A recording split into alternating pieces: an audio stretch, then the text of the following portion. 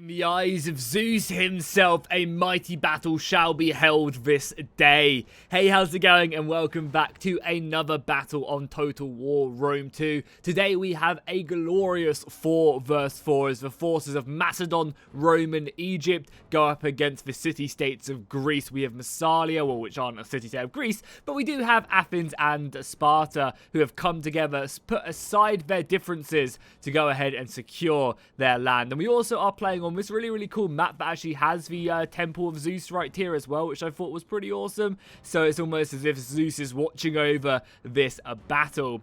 So if we take a look at the armies themselves, we can quickly see that there is a kind of a pretty condensed contingent of the Romans, Egyptians, and the forces from, it's 2 Macedonians, a Roman, and an Egyptian, yeah. So you can see that their forces are pretty condensed in the center of the map. We can't see all of the enemy forces because the fog of war for the enemies are going to be, in the trees and stuff, so we haven't discovered them quite yet. Over on the allied side, though, we do have the Spartans holding up the left-hand side with Helot archers supported by Royal Spartans. I mean, look at these bad boys right here. Extremely tough infantry. Behind that, we do have some of these Tarentine cavalry, so really decent cavalry. And then the heroes of Sparta, some of the strongest, if not the strongest, hoplite units in the game right here. Then over in the center, we have the forces of Massalia with some skirmisher hunters out on the front line, kind of just vanguard deploying, and these guys will be really effective in this type of map that is so wooded. They can really cause some issues and do some great hit and run tactics. The Egyptians have I guess the Egyptians are kind of like the odd ones out right now, as they don't really have the heavy hoplites. They kind of rely more on pikemen and lighter infantry. But even still, their forces are going to be a sturdy foe. They do have some Forok swordsmen, so again, they have more of the shock infantry rather than like the heavy hoplites. And then behind that, I'm sure they're going to have some Foroks, we have some Massalia, kind of mixed in with the Egyptians. You can see the Massalian line. I guess the rest of the Egyptians are over here. Yes, but the Egyptians are bringing some African war elephants. So it'll be very interesting to see what the elephants do end up doing. But as you can see, the battle lines are poised, ready to engage. So let's go ahead and click play and just get this bad boy underway. It's going to be a long one. 28 minutes for a land battle is a decent amount of time. But hopefully that just means the battle is really good. As well as that, I only just noticed, but there is an Egyptian on either side. I thought there were 2 Athens, but I guess there was, an Egypt on either side, which we'll have to try our best to keep an eye on it. These are obviously the blue Egyptians, and these are the red Egyptians. You can tell by the outline just who's who will be the best way. So we're going to get a small little skirmish off right now. I imagine these Cretan Macedonian archers are going to come into range of the Gallic hunters, and these guys will be able to get a few shots off right away. The Cretan archers, though, are going to unleash a volley upon the Egyptian Numidian bowmen. Or at least they were going to. Yeah, there you go. And the first volley is going to go off, but we do have some Hippasus Lancers, Hypassus Lancers, moving forward. And that's going to warn off a lot of the archers as more Macedonian shield bearers come into view. And again, these guys are really top tier hoplite units. Very strong. And they're actually really fast as well. The Macedonians benefit from just having fast hoplites. And as you can see, it really looks like the yellow forces are going to try their best to envelop the Romans and their Macedonian allies, because they're very much stretching their formation to the red line, and the Romans are kind of almost curving in. We have Tiarii on the flanks. Tiarii is a pretty good cheap spearman unit if you're not playing like period Pacific. You can really use these Tiarii just to kind of hold flanks down. Oh, that's awesome, man. That is really cool to see them form up like that as they form, I imagine, their defensive testudos. Indeed, and even the general's bodyguard, I think, it's a cavalry unit. Okay, for a second from this distance, it looks like it's in a testudo right now, but it is not. So the forces are continuing to move forward. We have a massive central push, though. Kind of like the Massalians have committed a lot to this center, and so have the Spartans. So I think we're going to see a really big push in the center plaza, just in front of the Temple of Zeus. And then kind of the Athenians are going to try and really carve down this flank, and they're going to do, hopefully, a good job of that. We do have a pretty interesting engagement right there. As the cavalry tried their best to get through, the Tarentine cavalry tried to escape. They've been completely sandwiched in by the Egyptian and the Macedonian cavalry. And they're just being absolutely caught. No, this is just absolutely horrific for the Egyptian cavalry, or the Spartan cavalry. And they're going to be getting cut down to pieces right now. Their cavalry is just going to get slaughtered. Wow, that was a really nice ambush set up by the Macedonians, and just, you know, a very risky move by the Spartans to try and push their cavalry through there. I mean, if they could have got round the back, that would have been great, but on a 4 versus 4, you have to expect that there's going to be a lot hiding in these woods, and as you can see, just so much of the Egyptians and the Macedonians come in and just slaughter the Tarentine cavalry, and that's a large portion of their money just gone. And that's going to be a big disadvantage. You can see the Egyptians, the blue Egyptians, are having to bring over their cavalry now to kind of supplement these forces. And we do have, that's kind of encouraged the yellow side just to have to charge forward, because they now don't have a cavalry force, so they're going to have to try and close the distance, and that's going to bring them into range of the slingers from Macedon, who are just going to be opening up. Now, slingers have great armor-piercing capabilities, so they're going to be really good at actually trying to focus down hoplites, and you can see they've already done some serious damage to this Spartan unit, bringing it down just a bit by bit. You know, you can see there's not like a ton of damage on these Spartan units, but it's enough, right, to really start causing some issues. And the more damage they do, the better it is. As we shift across the battlefield, I totally wasn't just taking a screenshot right there of the Spartans. We can see, oh, this is very interesting actually. If we take a look at the overall map, we can see that the center right here has left a pretty big gap. The Romans are kind of a bit segregated, and if the yellows find out about this, they could really seize this to their advantage. Now, there could just be more stuff hiding in the woods, but I personally don't think there is, and I think the Romans could easily get 2v1'd here by the Massalians and the Athenians, so we'll have to take kind of keep an eye on that and see if anyone does exploit this huge gap that has occurred. You know, as you can see, there are a few more Romans filtering in, but honestly, if the Egyptians and the rest of the Massalians just move in here, engage the Macedonians and the red Egyptians, then you could really easily take these guys out. You'd struggle in the center, but the Spartans are kind of holding down part of the center as well. And you can really just envelop the Romans. So we'll have to see how that develops, as the Spartans are kind of, I guess, just taking this missile off right now with the Helot archers. But I don't think it's going to go in their favor, just because the Macedonians are in the woodland, and that's going to give them some good cover from incoming missiles. As well as that, using slingers, and I think they have some Rhodian slingers, it's just not going to be a good kind of exchange for the Spartans. The Spartans are definitely kind of taking the poorer end of this stick right now, as the slingers do just exchange very nicely with these hoplites. So it's going to aid them out. And the Spartans, the Spartans haven't even taken care of one of these hoplitemen. Their shields holding tall. They obviously are in hoplite. You know, a lot of their body is covered besides like their face, so it is very hard to get them. There you go. 2 of them do go down, but that's kind of a lot of ammo to expunge just for a few casualties right there. Whereas the slingers seem like they are really faring quite nicely.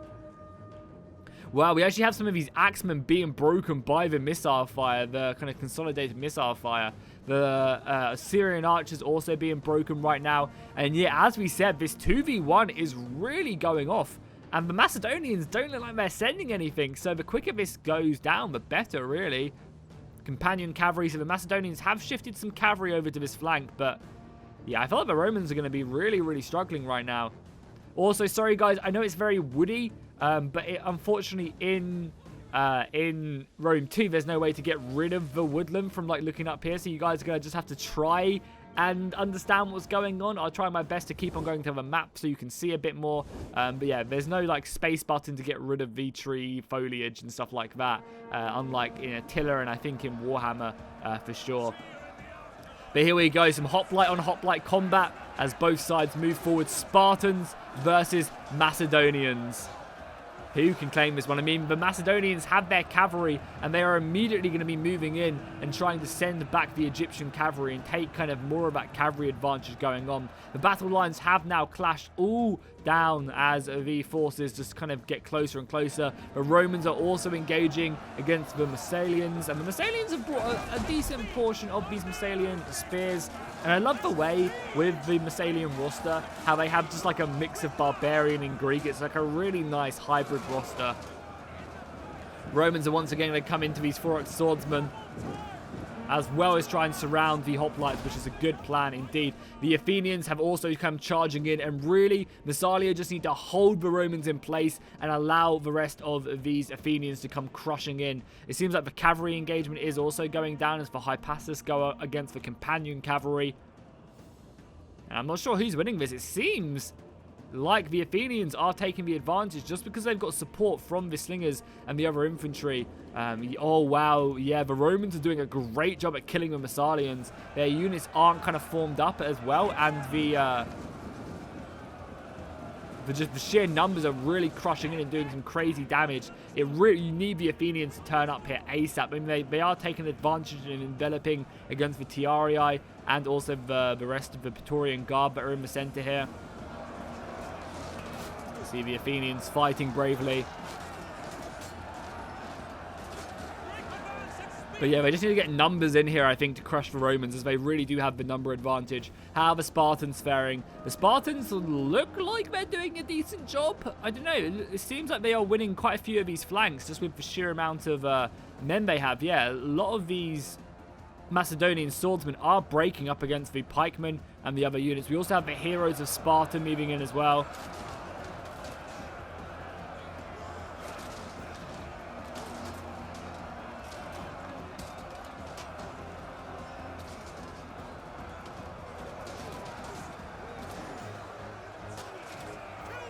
And I think the hoplite is beating back the Macedonian hoplite, honestly. Which, if that is the case, yeah, you're going to have to see a lot of these, as I was literally just about to say this. You're going to see a lot of the Egyptians coming down to try and aid in this fight, as the center fight is probably going to be going in favor of the Macedonians because so much is on the flank. As we do have the Egyptian Gallic Royal Guard here fighting up against the other Egyptian Royal Thorax. So a pretty big contested battle in the center. It's very hard to see who's winning this center fight just because of the heavy trees. But that's kind of cool to see that. And it doesn't look like the hoplites of Massalia are looking to engage against the foot companion pikemen, that is for sure. The Romans are also holding a pretty good engagement right here. They are holding off a large portion of the Romans. Or should I say the Athenians are doing a good job of wrapping up the Romans. However, we are going to see the companion cavalry coming in, as well as the Roman cavalry as well, the Praetorian horses. And they're going to be breaking. The Romans are keeping their line sturdy, even though they are being basically one and a half, not 2 versus 1, but there's like 2.5 of the forces here. I mean, the Macedonians have sent some men as well. But the Romans, I think, are going to be basically knocked out because of this. But is that going to be enough? Is it going to be worth it? As we go back and watch the Massalians and the Macedonians duke it out once more. Let's take an aerial view and really take a look at this battlefield because it is kind of a mess right now. So it does seem like some of the Ptolemaic shock cavalry have actually made it down in the center and are hitting the blue Egyptian missile line, which is pretty valuable right now. They're going to lose a few horses, but the Egyptian heavy cavalry is very, very good. It's like elite shock cavalry. This guy is taking a javelin through the stomach right there, but he's still holding. So this is a really nice move right here by the Red Egyptians. They've got their way through the gaps that have been created in the battlefield, and they are just cutting down a lot of the missiles. And if you kill the missiles for the Egyptians, that's going to be pretty big. As well as that, the Macedonian cavalry is hammering and anviling into the back of the Spartan battle lines. And that's going to be very, very shaky for them. They need to be careful not to get overwhelmed. But the Spartans are sturdy warriors. They will not be easily broken. They are leaving themselves very vulnerable to being shot in the side by these slingers. But again, there's not much they can really do about it. It seems like they've won the infantry engagement, but they're struggling elsewhere. And with the Egyptians sending down a lot of missiles, their hoplites are very, very vulnerable. If anything, they need cavalry going through these gaps to hit these undefended archers. But they've lost most of their cavalry. You know, that Tarentine push in the center, having the Egyptian cavalry then forced to come down, is allowing this to happen. And yeah, it's just a really unfortunate move, a bit too eager. I like the kind of ambition to get through this gap and scout out a bit more and maybe cause some issues around the rear. But in a 4 versus 4, it's really, really hard to make that a possibility. And here we go. We've just got hammer and anvils coming in. The cavalry causing so many issues for the Spartans right now. Over here as well, we are seeing some pretty big breaks going off in the battle line. And the Egyptians are just shoving everything they have through this gap. The Romans also are holding so bravely against the Athenians and the Thessalians. Like, I can't believe how well the Romans have held. I guess Rome OP. Rome really is OP. I mean, they still have a lot of soldiers left. They can still come around. I mean, Rome has been, like, handicapped heavily. They don't have pretty much anything left. But considering they were fighting so much, I'm very surprised that they did manage to hold off. The Thessalians are going to be breaking their way through, using these gaps to their advantage. Oh yeah, did I ever mention this is a night battle? Hopefully you guys can see okay. I shoved the brightness up quite a lot, so hopefully you guys can. And the Romans are going to be charging around the flank, looking to envelop. I wonder if they're going to go after these missile lines or just look to try and break the infantry, as we do have some royal peltists here.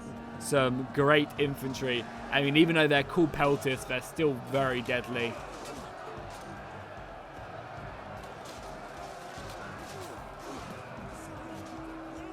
The pikemen still haven't engaged, and maybe this is just, you know, Macedon wanting not to engage, but also I feel like maybe it's kind of like a missed opportunity here, because the pikemen would kill the hoplites. And maybe they just don't want to expose their flank. And actually, the Macedonians are going to charge forward, I guess, in a last-ditch effort, you know, hearing that they are losing the flanks. I mean, the pikemen are going to have a field day here. Pikemen in Rome 2 are broken. I mean, much like they should be. You know, I feel like them being enveloped isn't as deadly as it should be. But yeah, obviously fighting the pikes in the front is not going to be good at all. And maybe it could be a good idea to take these Massalian hoplites and move them around the flank. A great tactic as well is when you are fighting, like you're going in on a flank against, you know, infantry or something, and you have hoplites, it's always great to take off formation attack, because that will allow your units to break up and envelop more, whereas hoplites, you know, on the flanks generally don't do much damage. But if you take off formation attack, they will be doing a bit more. So even though the Spartans, you know, won this flank quite nicely, the constant hammer and anviling has really cost them a lot. You know, they've lost a lot of soldiers, and you can obviously see the slingers are causing some really big issues for Macedonians. And I think at the end of the day, with the help of the Egyptians, the Macedonians managed to beat the Spartans. But considering, you know, that fight was going very south of them very quickly, it's surprising. Another great cavalry charge here, the Macedonians. Oh, that's deep into the line. Very, very penetrating. I don't know. It's like deep, and then penetration probably is not what I want to say, because they're going to get demonetized. But yeah, the Macedonian cavalry always proving deadly. And charging in there has definitely helped out. So a good charge, ripping through the Massalians. And that's going to see big breaks along the battle line. The Athenians? Oh, the Athenian general has now moved in as well. The picket hoplites. Picked hoplites, I should say. Oh my god, look at this Roman as well. He was just covered in head to toe in blood. My god. Fighting us some of the Tiarii now. The Tiarii look so, like, underpowered. I mean, obviously they are. These are from two very different time periods. But they do just look very, like, I don't know, just not very armored compared to the more late tier units that have been brought in this battle.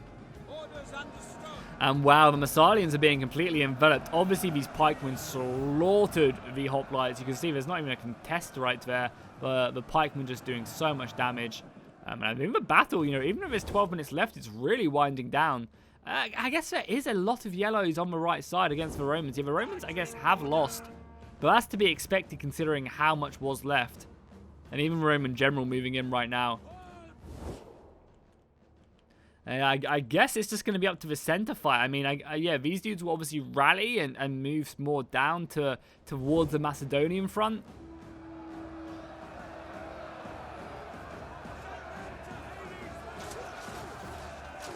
And now we're just stuck with a handful of units fighting in the center of the battlefield.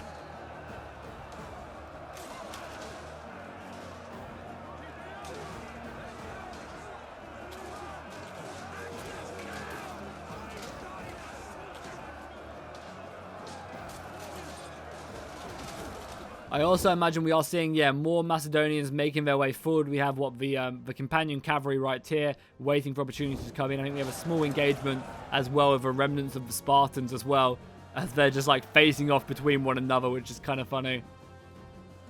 And yeah, it's just really down to the Romans being killed. I hope we haven't received a desync here, because it looks like there's a handful of units which are probably routed.